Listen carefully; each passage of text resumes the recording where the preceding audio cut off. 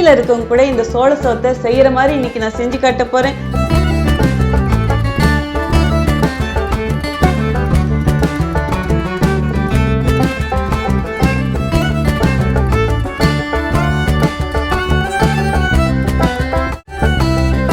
Hi friends, welcome to cook with Sangeetha. இன்னைக்கு நம்ம பார்க்க போகிறது சோள சோறு.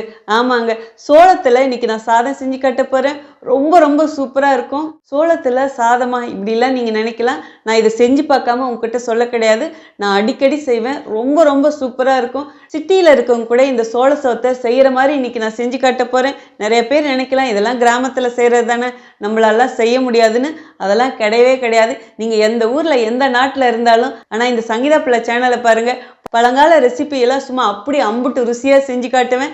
கண்டிப்பாக இந்த ரெசிபி உங்கள் எல்லாருக்கும் கண்ணுக்கு விருந்தாகவும் நாவுக்கு சுவையாகவும் அமைப்போது. ஸோ இன்னைக்கு ரொம்ப எளிமையான முறையில் இந்த சோள சோறு செஞ்சு காட்ட போகிறேன். நம்ம சேனலை யாரெல்லாம் என்ன சப்ஸ்கிரைப் பண்ணலையோ சப்ஸ்கிரைப் பண்ணுங்கள். ப்ளீஸ் கீழே இருக்கிற பெல் பட்டனில் மறக்காமல் ஆள் கொடுங்க. அப்போ தான் நான் போகிற வீடியோ உங்களுக்கு உடனே வரும்.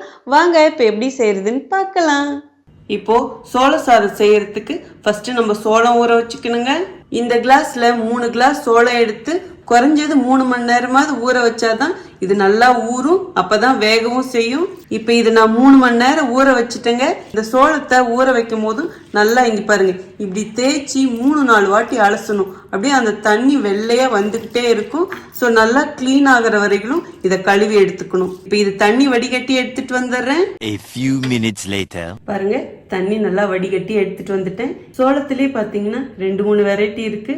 அதாவது இந்த மாதிரி வெள்ளை கலராகவும் இருக்கும், கொஞ்சம் சிவப்பு கலராகவும் இருக்கும், ஈவன் லைட்டா எல்லோ கலராகவும் இருக்கும். ஸோ எந்த சோளம் எடுத்தாலும் சரி, இன்னைக்கு நான் செய்யற மாதிரியே செய்யுங்க. இதை மிக்சி ஜார்ல போட்டுக்கலாங்க.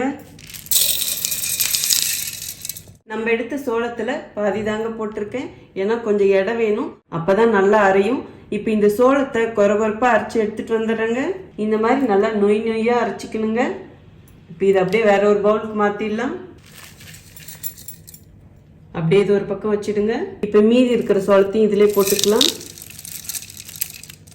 இதையும் கொரகொரப்பா அரைச்சி எடுத்துட்டு வந்துடுறேங்க. இப்ப 2வது அரைச்சதும் இதுலயே கொட்டிடலாங்க. சோள சோறு செய்யறதுக்கு இப்ப மாவு ரெடி ஆயிடுச்சு. இனிமே சோள சாதம் செய்ய வேண்டியதாங்க. வாங்க இப்ப எப்படி சோள சாதம் செய்யறதுன்னு பார்க்கலாம். இப்போ சோள சாதம் செய்யறதுக்கு ஸ்டவ் ஆன் பண்ணி ஒரு குக்கர் வச்சுட்டேங்க. இப்ப அடுப்பணல் கம்மியா வச்சிடுங்க. இந்த கிளாஸ்ல தான் நம்ம 3 கிளாஸ் சோளம் அளந்து எடுத்தோம். ஸோ 1 கிளாஸ் சோளத்துக்கு 4 கிளாஸ் தண்ணி ஊற்றணும். இப்போ நம்ம 3 கிளாஸ் சோளம் எடுத்திருக்கோம், அதுக்கு 12 கிளாஸ் தண்ணி அளந்து எடுத்து வச்சிருக்கேன். இப்போ அளந்து வச்ச 12 கிளாஸ் தண்ணி இதிலே ஊற்றிடலாங்க. இதுக்கு அளவு வந்து ரொம்ப முக்கியம். 1 கிளாஸ் சோளம்னா 4 கிளாஸ் தண்ணி, அதுதான் அளவு கரெக்டாக இருக்கும். நம்ம கொரகொரப்பாக அரைச்சி வச்சிருக்க சோளத்தை எடுத்துக்கோங்க. கொஞ்சம் கொஞ்சமாக போட்டுக்கிட்டே கிளறுங்க. தண்ணி நல்லா சூடாயிடுச்சுன்னா கட்டி தட்டிடும், அதனால தண்ணி சூடாகிறதுக்கு முன்னாடியே போட்டுருங்க. இப்போ அப்படியே ஃபுல்லாக ஒரு தடவை மிக்ஸ் பண்ணிடுங்க. உங்களுக்கு இப்போ பார்க்கும்போது தண்ணியாட்டம் இருக்கும், ஆனால் இது நல்லா வெந்ததுன்னா அப்படியே கட்டியாக வந்துடும். கம்மஞ்சோறு எப்படி செய்வோம் அந்த பதத்துக்கு வந்துடும். இப்படி கட்டி இல்லாமல் ஃபுல்லாக ஒரு வாட்டி கிண்டி விட்டுருங்க. இப்போ அடுப்பணல் நல்லா ஃபுல்லாக வச்சுடுங்க. இப்போது தேவையான அளவுக்கு உப்பு போட்டுக்கலாங்க. நான் 1/2 டீஸ்பூன் ஹிமாலயன் பிங்க் சால்ட் போட்டுக்கிறேங்க. நீங்கள் உங்ககிட்ட எது இருக்கோ அதுவும் போட்டுக்கலாம். இதிலே 1 டீஸ்பூன் நெய் விட்டுக்கலாங்க. நெய் போடுறது ஆப்ஷனல் தான், பட் போட்டிங்கன்னா ரொம்ப சுவையாக இருக்கும். இப்போ அப்படியே எல்லாத்தையும் ஒன்று சேர்த்து கிளறி கொடுங்க. கிளறி கொடுத்துட்டு உப்பு கரெக்டாக இருக்கான்னு பார்த்துக்கோங்க. உங்களுக்கு தகுந்த மாதிரி அட்ஜஸ்ட் பண்ணிக்கோங்க. இப்போ இது நல்லா கொதிச்சு வரட்டுங்க. தண்ணி சூடாக சூடாக அப்படியே அடி பிடிக்கிற மாதிரி இருக்கும். ஸோ அதனால் விடாமல் கிளறி கொடுத்துக்கிட்டே இருங்க.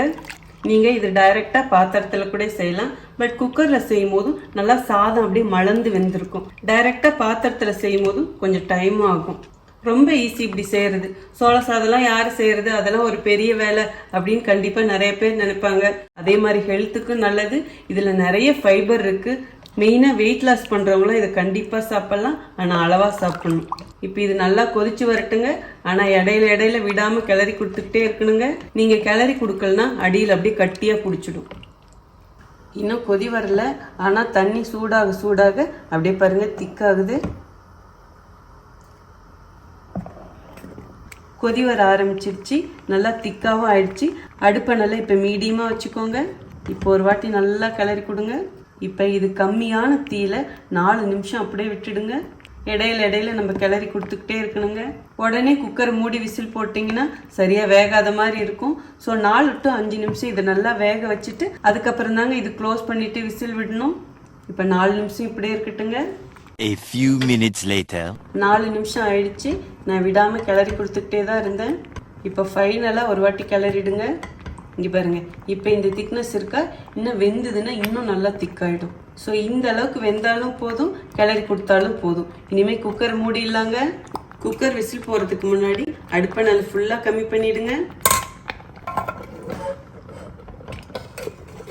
குக்கர் க்ளோஸ் பண்ணியாச்சு, விசிலும் போட்டாச்சு.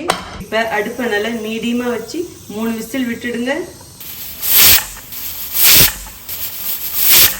3 விசில் வந்துருச்சுங்க. இப்போ ஸ்டவ் ஆஃப் பண்ணிடலாம். குக்கர் ஆவி போட்டும் அதுக்கப்புறம் எடுத்து பார்க்கலாம். குக்கர் ஆவி போயிடுச்சுங்க. இப்போ ஓப்பன் பண்ணி பார்க்கலாம்.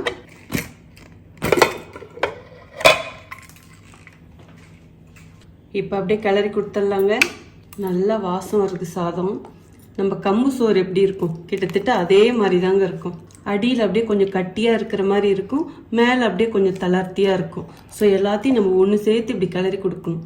இப்போ பார்க்கும்போது அப்படியே கொஞ்சம் தளர்த்தியாக இருக்கும்.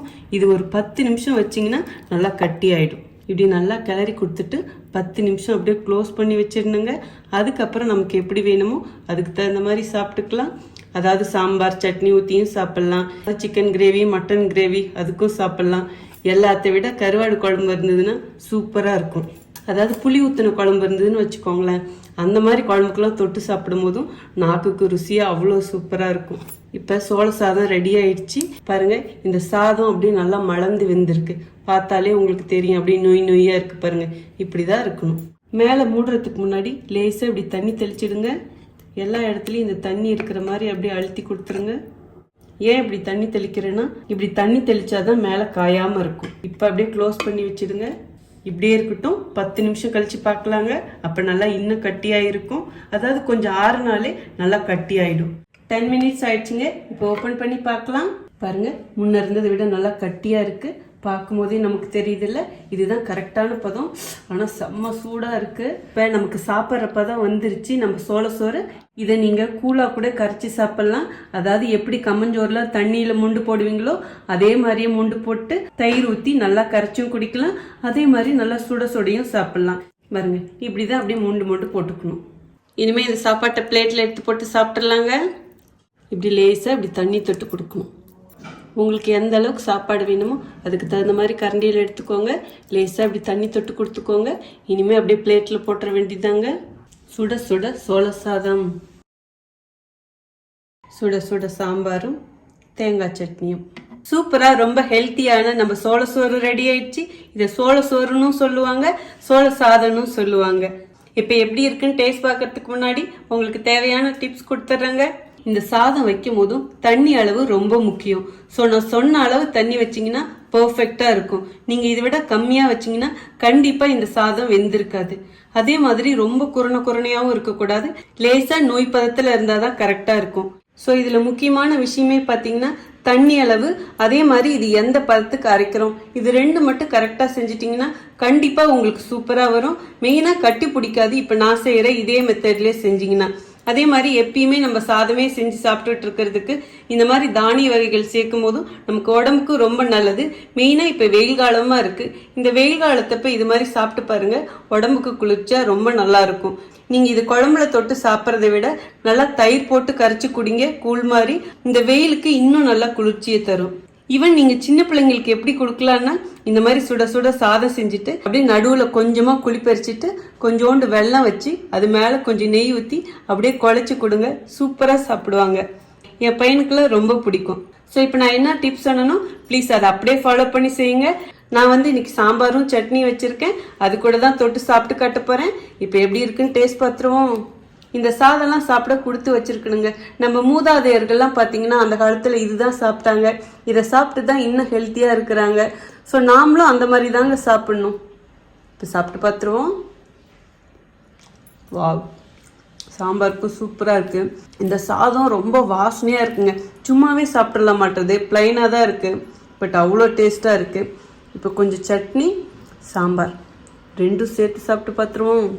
வா, சூப்பராக இருக்குங்க. அப்படியே பொங்கல் மாதிரி இருக்குன்னே சொல்லலாம். அவ்வளோ அருமையாக இருக்கான். நீங்கள் இது வரைக்கும் சோள சாதம் சாப்பிட்டது இல்லைன்னா ப்ளீஸ் கண்டிப்பாக ஒரு வாட்டி ட்ரை பண்ணி பாருங்கள்.